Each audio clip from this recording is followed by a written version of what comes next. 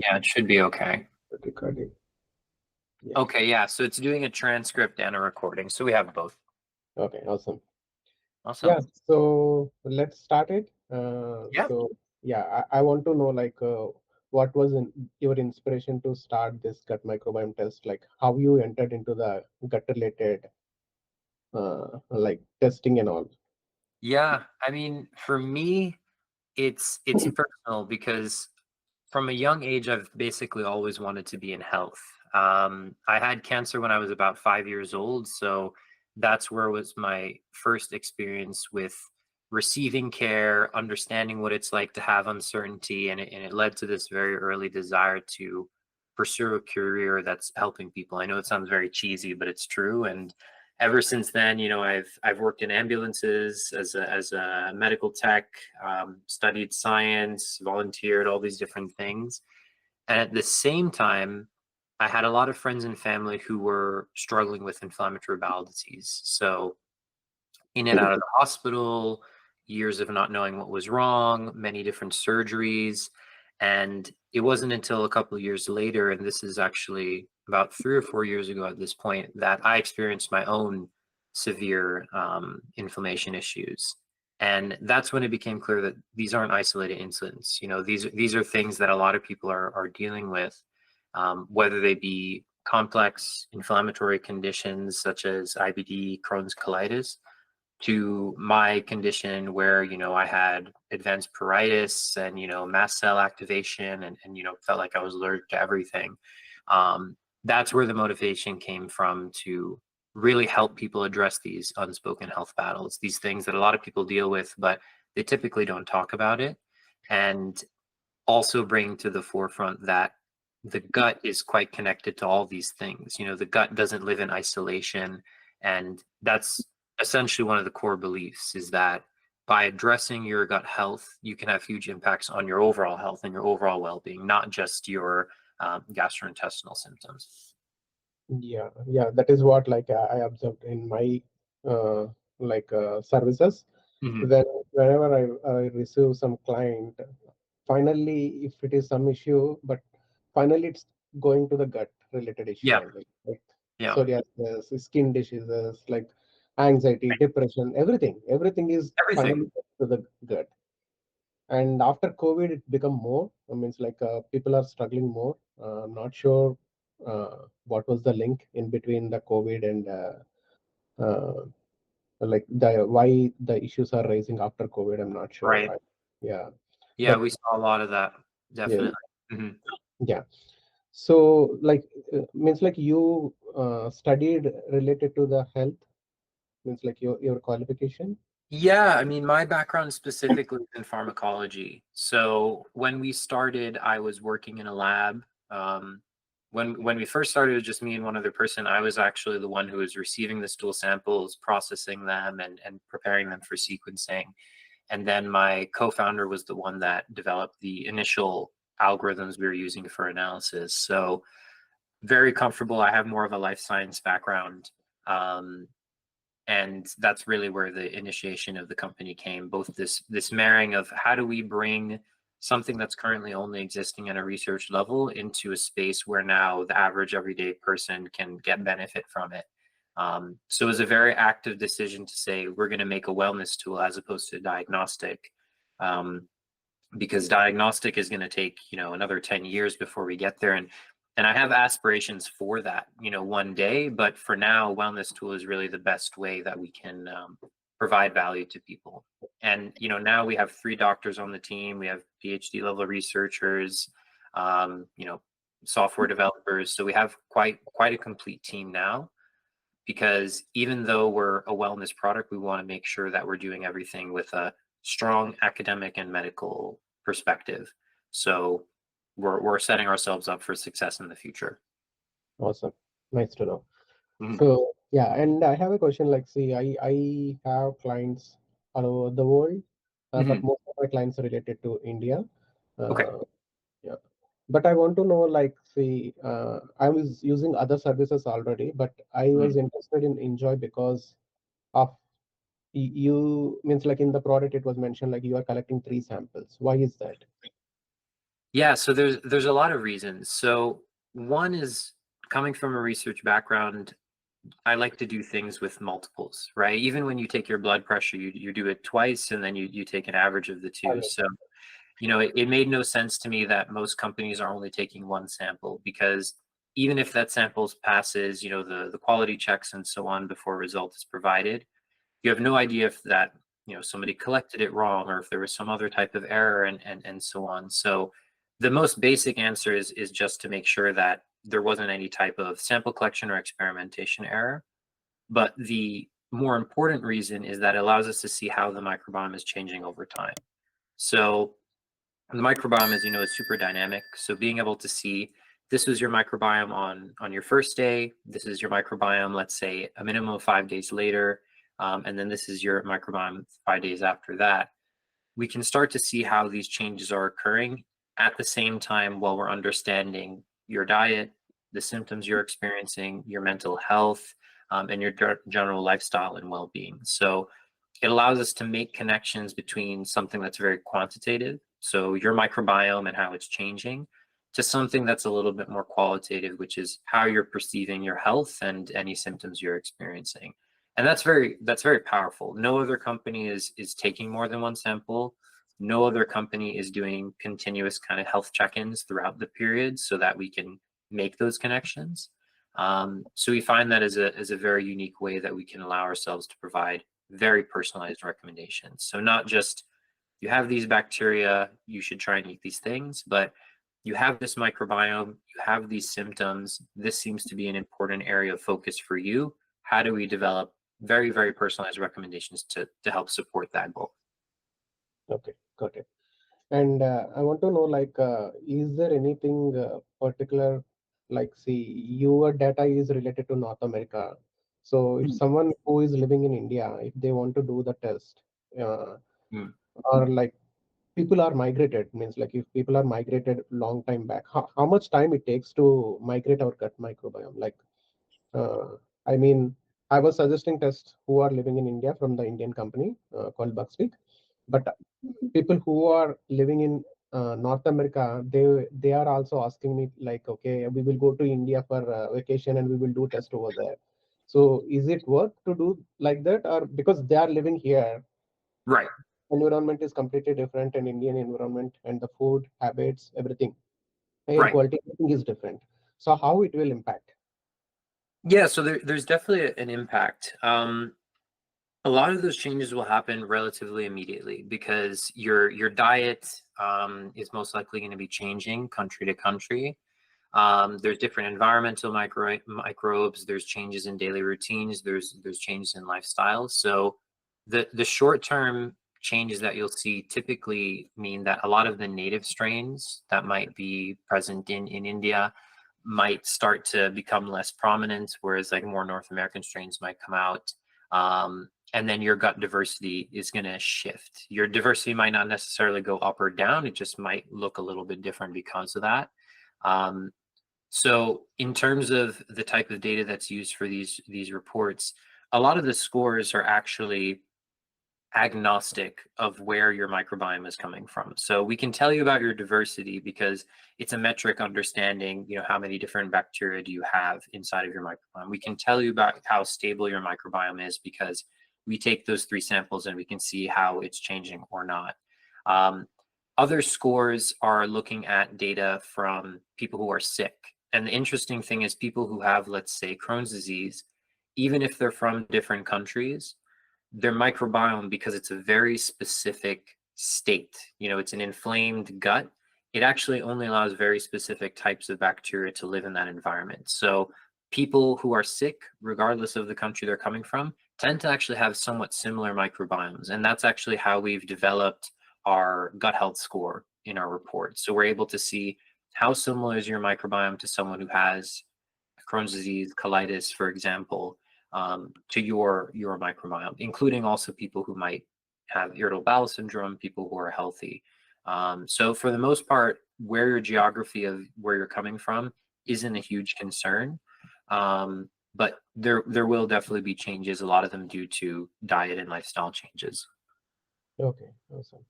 Yeah, and like, see, we know like most of the diseases are linked to gut health.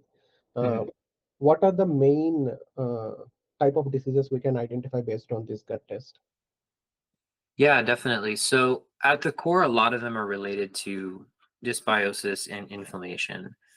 So what our test is really focused on is mental health conditions, similarity to people with inflammatory bowel disease, similarity to metabolic syndrome, similarity to systemic inflammation, and so on. So it's a lot of these conditions that are again showing that the gut is connected to the mind, the gut is connected to the heart, the gut is connected to the liver.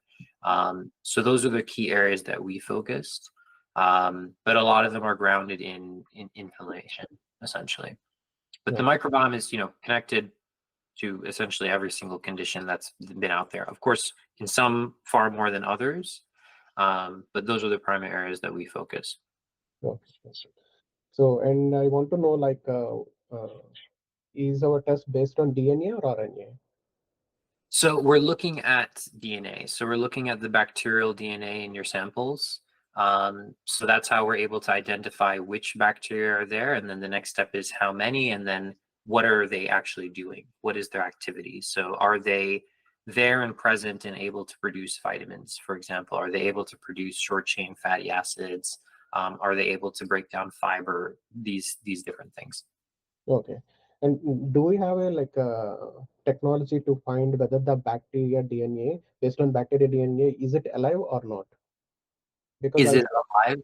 yeah, is it alive means like a we can see the presence of the DNA of the certain bacteria, but can we find it is alive or not inside of it? So you're saying from the DNA itself. Yes. Yeah. Yeah, so from the DNA itself, no, not really. What we do is when we are collecting the sample, though, we make sure that all of the bacteria are lysed, so they're killed at that moment. So we're making sure that they aren't growing while they're being transported. So the sample we receive is as similar to exactly how it is inside of your gut at that period in time. So essentially, there's a liquid in there that stabilizes the solution, and there's actually some beads in there that we ask you to shake. Okay. And that mixture will make sure that it's almost putting a pause on where the microbiome is in that point in time.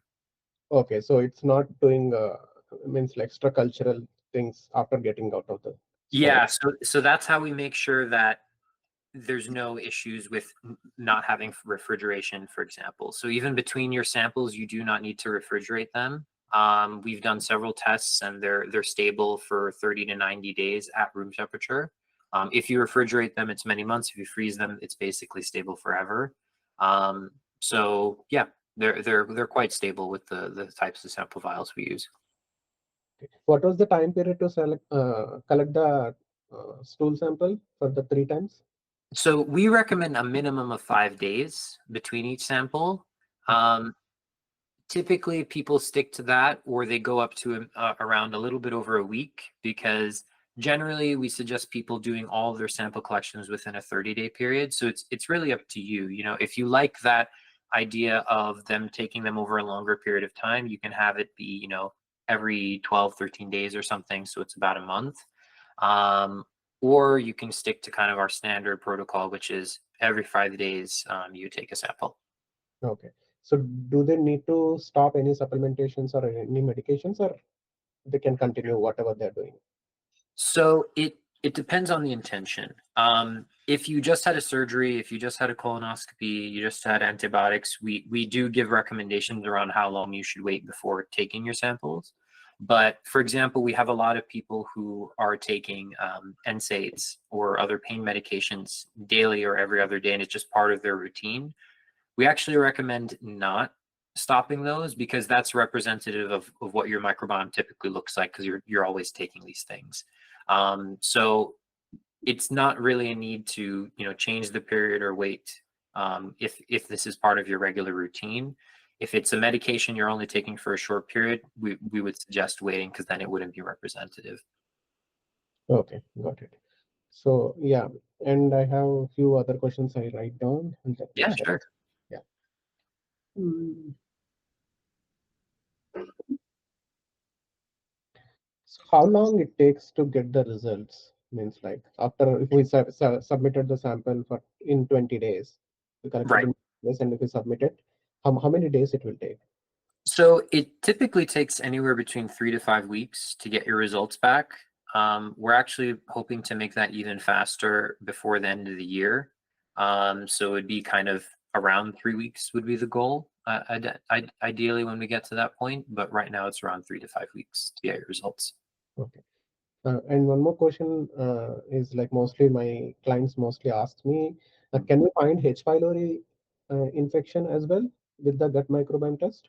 Yes. So we actually have a section of the report that's focused on pathogenic bacteria.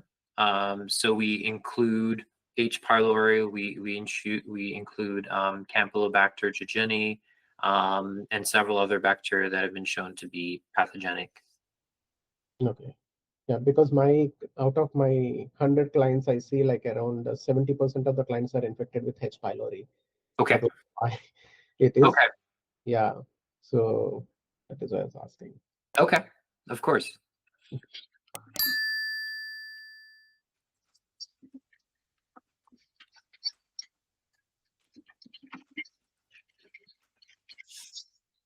So like after taking the test, you're saying like you have some mobile application to do do's and don't do's. Like it's like a what we get it from the app.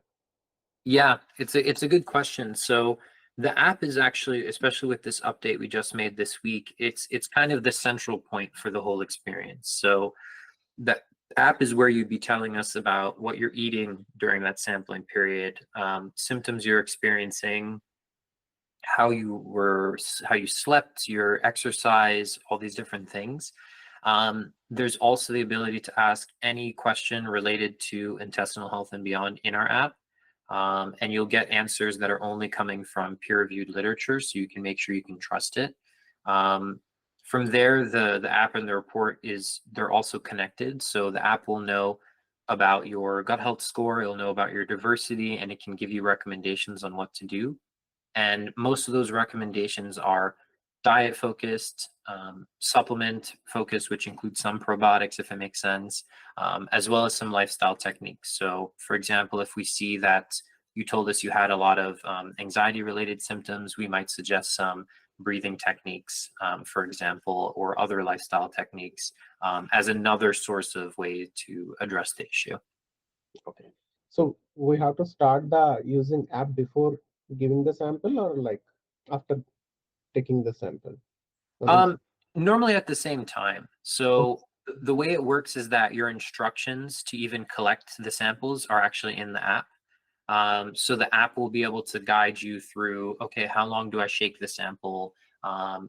When is the next day that I need to collect it? And it'll also remind you, hey, let us know what your stool looked like on the day that you collect your sample. Tell us about your symptoms. So it'll guide you through the process. And then once you have your results, you receive a PDF report, but you also receive the results in your app. And then the app will be able to help answer any questions you have, or you can meet with someone on our team to explain things if you need to. okay. Do we have any sample report just to show us like what is the score something, because we have like a Bugspeak rich biome index. Yeah, Every company has their own score, so I just right. want, yeah. So this is the link um, to the sample report. Okay. And can we share it over here? Yes. So this is essentially what you should expect to see when you receive your results.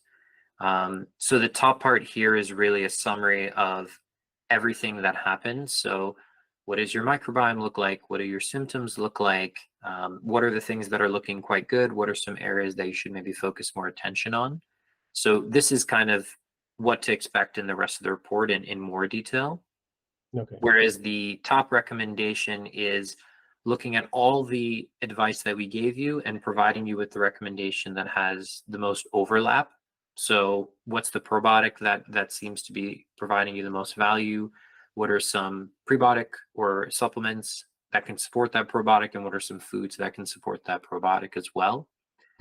And then we have our top most important scores. So your gut health score, which is really how we're comparing your gut to people with inflamed conditions, stability, which is unique to us because we're taking those three samples. So, how similar or dissimilar does each sample look to one another? Diversity is quite standard, and the Firmicutes and Bacteroidetes ratio is also quite standard. So, we include all that information right in the report. Um, and that's essentially the first page. Um, from there, we'll give an overview of your symptoms that you told us about, any trends that we noticed that you might not notice, just so that everything is super clear. We can tell you about your nutrition summary, so things you were eating, how inflammatory your diet is. If you're eating a lot of processed foods, for example, it's more inflammatory, so we can highlight that for you. Okay. Making sure you're eating a lot of fiber, of course. Um, and then also any food triggers you might have. So if you're eating certain foods and we notice you're having certain symptoms, we can start to notice if there's a pattern developing, and we can let you know certain areas of your diet that you should consider avoiding, um, to see if it'll help your symptoms. And then from there, it's really recommendations. So we'll give you recommendations for symptoms you might be experiencing, such as abdominal pain or bloating, both supplements and probiotics, if they make sense. We can give you recommendations for your microbiome. So if you don't have the bacteria that are producing vitamin B12, if your diversity is low, if your FB ratio is off, we can give you recommendations for each of those things. And then lastly, we'll give you dietary recommendations. So, as you know, when you eat one food, it's not only impacting one Yeah. bacteria, which is, something we have to educate a lot on. Yeah, Um, because this is generally based on the gut microbiome, but right, even some people eating the same food, whatever recommended in the app, doesn't match with their symptoms because they have some right. inflammation as well. So we have to observe what is happening when we are eating, right? Absolutely, Yeah. absolutely, and it's super important because these recommendations are generated again using peer-reviewed literature, using your unique microbiome, and the whole idea here is that these recommendations are focused on shifting your overall microbiome in the right direction. So we really try to make it so it's supporting the overall community, not just how do I address this one bacteria. We do give some bacteria specific recommendations. If you see that you're missing something, or if you potentially have a pathogenic bacteria, we can give you some ways to avoid certain foods that they like. But in general, we're focused on the overall microbiome. So that's kind of the recommendation section. Then from here, we have the microbiome metabolic potentials. So this is essentially the activities your bacteria are performing. So are your bacteria providing short chain fatty acids? Are they breaking down fiber? Are they producing vitamins, breaking down lactose? And then we have a couple of different ones. We have all the different B vitamins that are critical as well. And because then because Mhm. most of the people are trying to take vitamins and minerals if they are deficiency instead of fixing, because our body has capable of doing all the minerals and vitamins, but Yes, because we lose all our gut microbiome and we are losing good gut health, we are not able to make the like vitamins and minerals, right? right, So instead of taking supplementations, we have to fix the gut as well, because even if you are taking supplementation, if it is not absorbed properly, there right. is no use, right? Yeah, I'm so happy you said that because a lot of the time we have to educate people that one, their body is actually capable of producing these things. It's just that, like you said, we've lost a lot of that capability because of the diet that we're having. So, diet is really the key way, because if you're just taking a supplement, it's almost like a band-aid. You're not really getting the root cause of the issue or the inefficiency. So really focusing in on the diet as a way to improve the gut, to improve the overall metabolic profile is super important. Yeah. Completely agree. Yeah, but initially, as a like a starter, means like if someone is not capable of doing all these, because it's like a cycle, right? If we have deficiencies, we can't, our gut health is like very difficult to recover from it. So we need a supplementation as initial support, and then we have to improve our gut health so that we can reduce our supplementations intake from outside Right. so that our body can make it. Completely, completely. It's figuring out that balance between how do we get you to a good state, a stable microbiome so it can start to sustain itself, and then, eventually, um, supplements can actually be like a supplement to your diet, not just a replacement, which a lot of people think it's a replacement, Replacement, yeah. which is the problem. Yeah, Yeah. But definitely. certain supplements like vitamin D is fine because based on the weather where you live, and Right. that is okay. But taking all type of supplements instead of getting from the food is not a right idea. Yeah. And I mean, I lived in Canada in Montreal for about 6 years, and it was very clear my vitamin D levels were very low. Every blood test I was taking. So while I was there, I was always taking vitamin D, vitamin K2. Those were super, super helpful for me. Um, but yeah, you have to consider the regional considerations too. Mhm. Yeah, but even in India, it's too hot climate. But I can see like I get reports for the kids as well. They are Mhm. also very deficient in Okay. yeah. So I think body stopped making it. Yeah, definitely.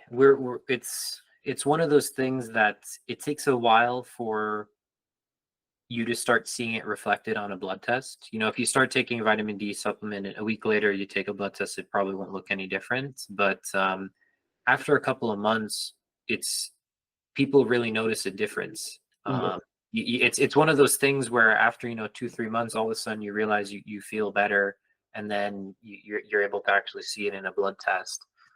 So it takes a while to start being absorbed and your body understanding it again. But yeah, vitamin D deficiency is huge. Yeah. It's quite And common. and even like the services what we are providing, it's all like I want to fix the root causes instead of like addressing the symptoms, what doctors will do always. uh, Right. Right. yeah, but the people are like not understanding it, like saying like, okay, that many days we have to wait to cure this disease. If we go to Yeah. the doctor, they will give the pills so it will be cleared in one day, right? Because they are Yeah. hiding symptoms instead of curing the disease. uh, Right. And I think that's a big part of our philosophy too, is that we want you to make small, consistent changes, not just change everything tomorrow because I'm sure in your experience, if you do that, then 2 weeks later they're back to the same they were before, everything falls apart. yeah, they do like a improper diet uh, to lose the weight. They will lose 5 to 10 kgs and they will gain again 15 kgs in a month. Right. Yeah, it's yeah. It's definitely very common. Yes, Um, okay, well, I mean, I can show you just quickly the other parts of the yes, report yes. too, because here is where we do the different categories. So here's the pathogenic bacteria. So you'll see Helicobacter pylori is here, Oh, yes. um, and then we have other categories such as do you have the bacteria that have been associated with inflammatory bowel disease? So we can show you. Um, and then we'll also say like these icons, what they're representing is are our food recommendations helping you address this? Are these bacteria associated with other diseases? So you'll see this symptom. This is the IBD symbol. This is the systemic inflammation symbol. So again, similar idea. Bacteria associated with systemic inflammation, bacteria associated with metabolic syndrome. Then we have the general health and wellness. So do we see any of the probiotics in your gut, any of the psychobiotics, so bacteria that are good for your mental health, essentially? Um, so do they produce norepinephrine, serotonin, dopamine, these types of things? And then any anti-inflammatory bacteria. And then the final section of the report is really a summary of all the bacteria we found in your samples. So even if we don't have a category to put it in, maybe the research honestly just isn't there for us to make a claim about it. We can tell you how much of that bacteria we saw and whether or not it's in the typical range that we see from samples we receive. So that's kind of the main core of the report. So this goes on for a couple pages, and then there's essentially some more information, foods you logged in the app, and any definitions if you're ever curious about what certain vitamins are, and that's really it. So that's kind of the report in its entirety. It's a very big report. Means like it takes time to read, Yeah, right? and but that's why we organize in the way we do, where the first page is the summary, and then there's 3 pages of recommendations, and then that's really it. Those are the most important sections, because we'll even tell you right on the first page, do you have the bacteria breaking down fiber or producing short chain fatty acids? And if not, we'll give you the recommendations for all those things that you might be needing support. So the first page and the recommendation pages are the most important. The others are really for when you want to really, really dig into the details, if you're curious. Awesome. Mhm. And I have a general question from my users always. So Yeah. like most of the people are asking like why we need different type of probiotic foods like kimchi, kombucha, sauerkraut, those Mhm. things. Before we are eating, means like in India we are eating only curd, Mhm. like a yogurt.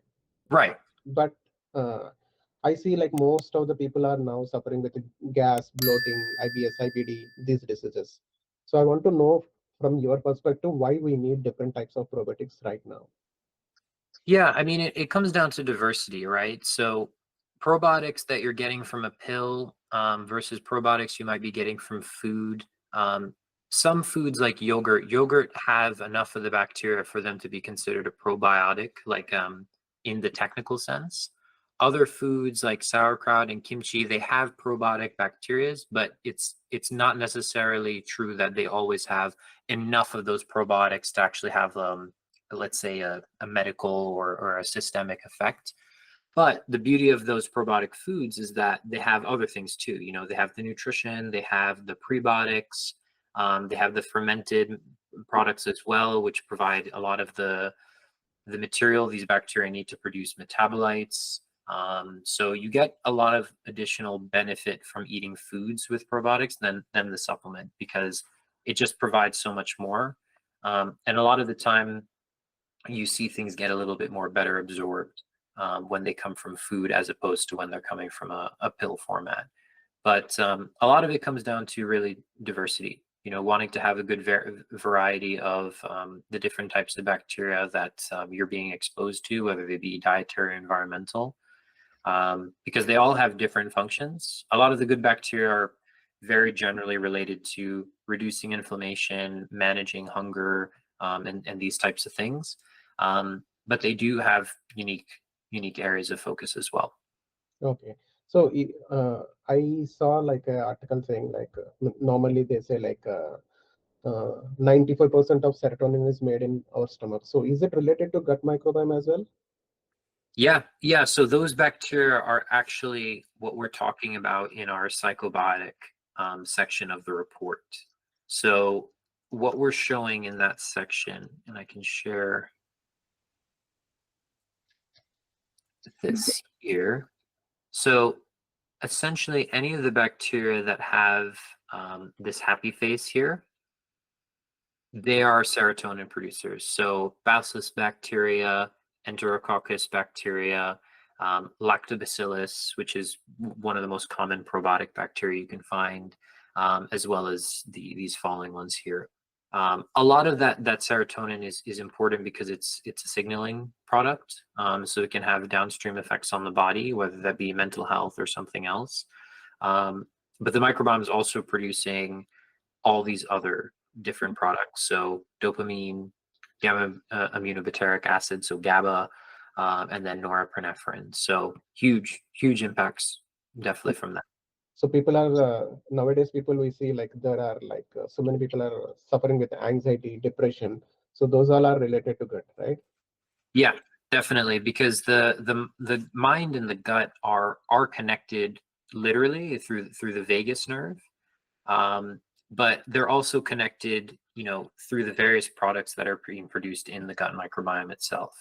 So a lot of the times when I talk to people, that example of when you see certain foods and your stomach might make noise because you want to eat it, or you feel anxious and then you might feel like you have to go to the bathroom. Like, these are kind of these everyday experiences that just show how deeply connected our mind and our gut are. Um, and even considering the microbiome itself as an organ is something that's becoming quite common. That whole idea that your microbiome is the second brain, for example, is quite popular now, and then one that we tend to find ourselves talking about a lot.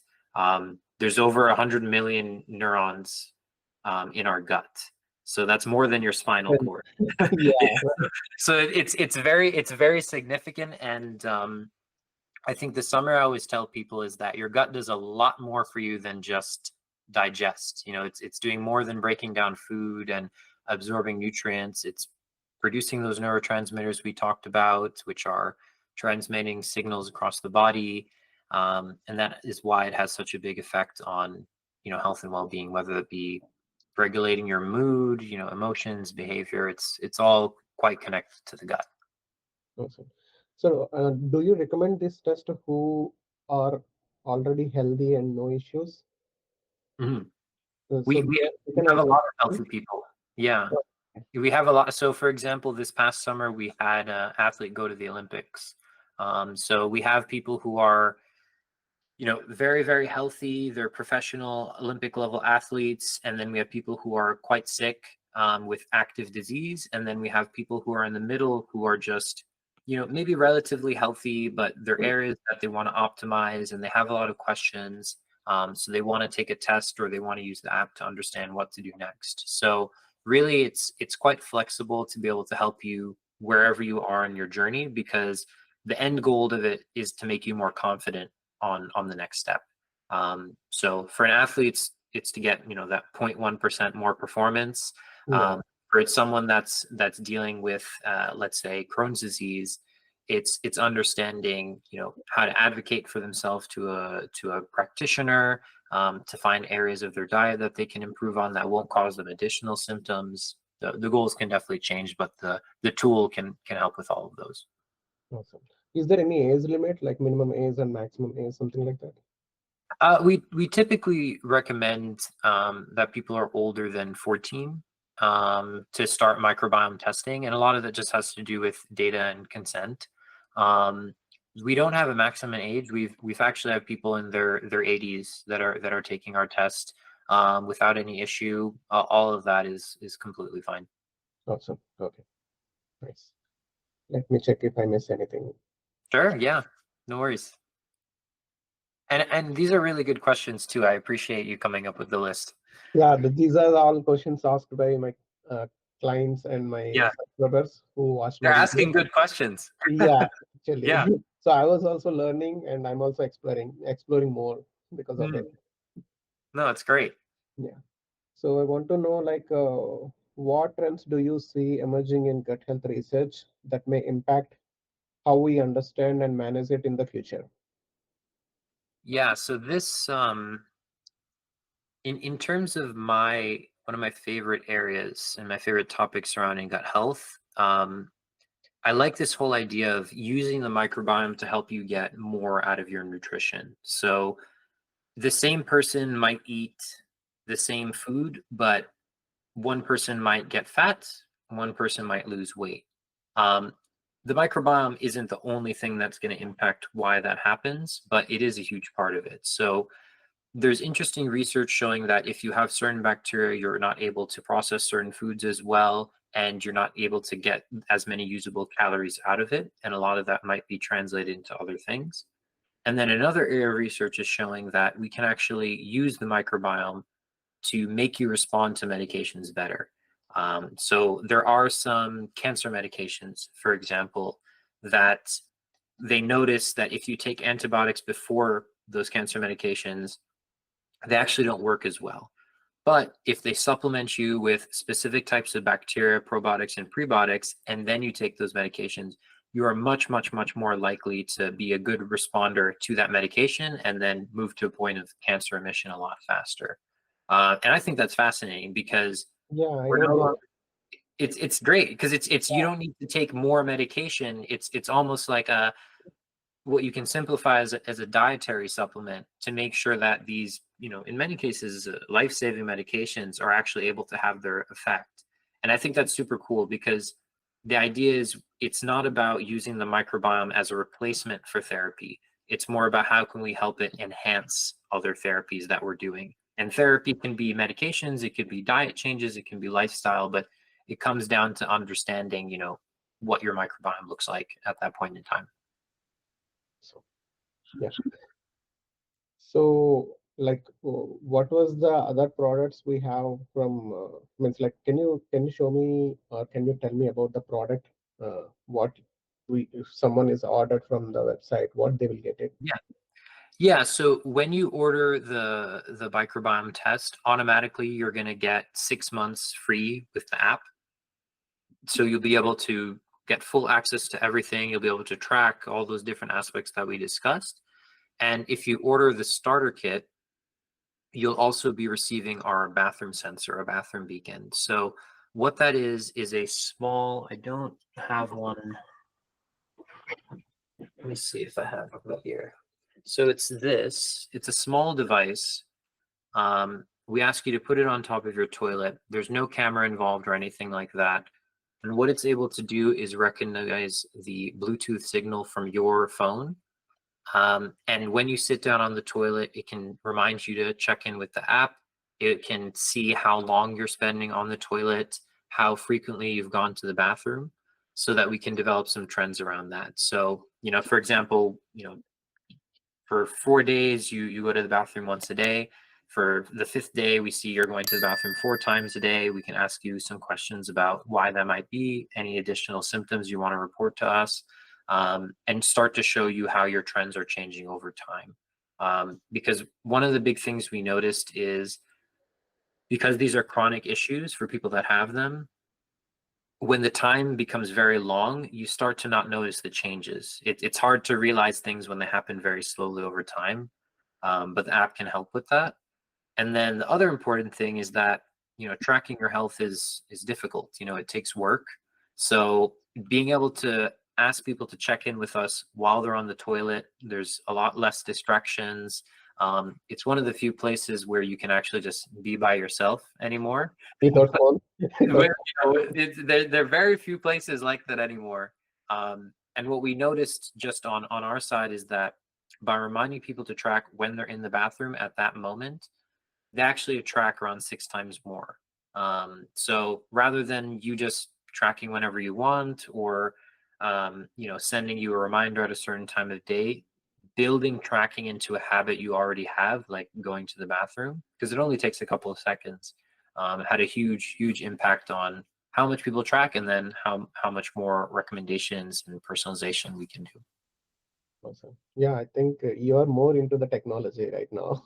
It's a very good use of technology because I don't see anything similar with other companies doing it. Yeah, nobody's doing what we do. Nobody's from the 3 samples to the app to the making tracking part of the bathroom experience. There's nobody else that's doing anything like this. And for me, that's a big disservice, because your microbiome is almost like this unique fingerprint that reflects your individual health status. And once we understand that health status, it's a point that we can then use for comparison and then personalization. And that's where all the benefit comes from. We're not trying to say you're in this category, so you get this group of recommendations, or this category and you get this one. It doesn't work like that at all. The recommendations are generated completely based on your profile. Awesome. Mm. I think we covered most of the questions. Cool. It's done. Yeah. Do you have anything to share, like extra for my clients, like to improve gut health, some recommendations or some suggestions or something?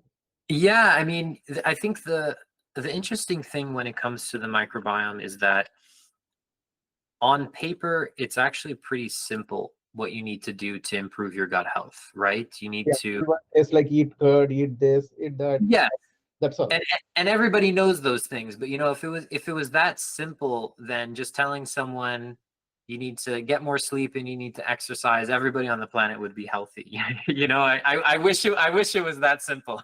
Yeah. But in general, all those things, eating a diverse range of foods, more fiber, fermented foods, hydration, exercise, stress, these are very important. And on the other side of things, like what not to do, making sure you're not overusing antibiotics, unless you really have to. Um, Avoiding processed foods, alcohol, being aware of your food intolerances, the amount of sugar you're consuming. All of these things are very important. But it's all about understanding that and what it means specifically for you, because eating good food will mean something different for each person. uh, Yes. and that's kind of what your guidance and also the app is really all about. So I think these two things come together really well, because we can help provide the microbiome context, and you can provide the historical context of knowing your clients and kind of what their needs are. Awesome. Yeah, because someone's superfood is someone's poison. It's Yeah, just exactly. like, Yeah, even in family also, like someone can see when we have like H. pylori. Me and my wife was suffering with H. pylori, right. but we don't know that because I have that problem from years. But I Mhm. was like, whenever I eat food, I feel like a little bit hotness inside my stomach, and I feel Right, like emergency to go to the bathroom after right. eating the food. So I was doing that and continuously, and my parents also like used to it. After eating, he will go to the bathroom. They know if Right. I'm And missing the it was food, just routine. yeah, that become Right. routine. But after I moved to Canada, I was like, okay, I just want to test it because I am paying insurance over here. So I Right. was like, okay, I just go and test it. Then they tested it and they told me like, okay, you are infected with H. pylori. Hmm. And they said like maybe your wife is also having H. pylori. Then I said like no, she don't have any symptoms. Then we Hmm. tested both. She has H. pylori. I'm also having H. pylori, but she don't have any symptoms at all. Zero Interesting. symptoms. Yeah, but Mhm. I was the only one who is suffering with the H. pylori. So Wow. both of us took the antibiotic treatment and cured it. Now I'm fine. I don't have Right. any issues. Right. So see, it's like both are having the same problem, but one is having symptoms, another one is not having symptoms. Yeah. It's amazing how it can work. And I mean, like a much less serious example that we get a lot is everyone's told, if you eat an apple a day, keep the doctor away. Apples are the best thing you can eat. But for some people, if you have irritable bowel syndrome, apples are FODMAP foods, so sometimes the fiber that's in the skin can cause you to have diarrhea. And there have been so many people who we've worked with, they use the app and they say, I'm eating all this stuff, you need a lot of fruits. And then we say, okay, well, the app is saying you need to stop eating apples, because when you have apples, the next day you have looser stools. And a couple weeks later, they can't believe, they're like, really, that was the problem, something as simple as that you would never even think, that could be causing you issues if you're not, in this field. So yeah, it comes down to the uniqueness of the individual. I wish we have your services in India as well. Me too. Me too. I want to expand more as soon as possible, because right now the test itself is only available in the US and Canada. We're making the app more available in different countries soon. So that, because it's available in some parts of Asia, some parts of Europe right now. Most of it just has to do with data privacy regulation, making sure that we're doing everything properly before we open the app in those places.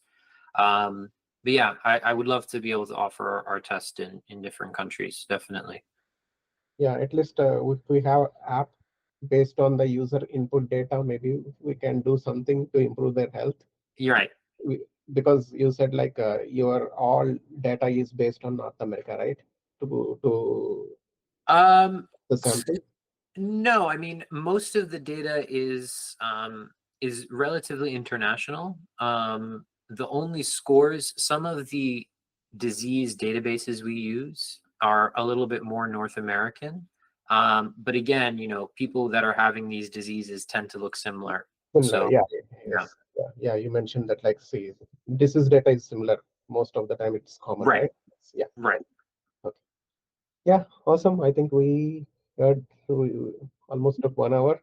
Beautiful. No, and my pleasure too. I'm happy, and I hope it's valuable to both you and everyone that you're working with. And please let me know if there's anything else we can do to support. If you need any social media information. I know you're very talented at this stuff, so just let us know if there's anything that could be very helpful, whether it's a session like this, images, anything like that. Sure. We're happy to help. Yeah, definitely. Thank you so much for your knowledge, man. Thank My you. pleasure. My pleasure. Thanks for your support, and we're excited to support you. And I don't know if this recording will automatically be sent to you because I wasn't able to add you as a host, but as soon as it is ready, it normally takes, because this was an hour, it might take some time to process. I'll make sure to send it to you so you have Yeah, everything. please send it to me so that I can share it with my Yes, subscribers. I'll send it as soon as I have it. Yeah, thank you. Thank you so much. Thank you so much, my love. Take care. Bye. Bye. Bye.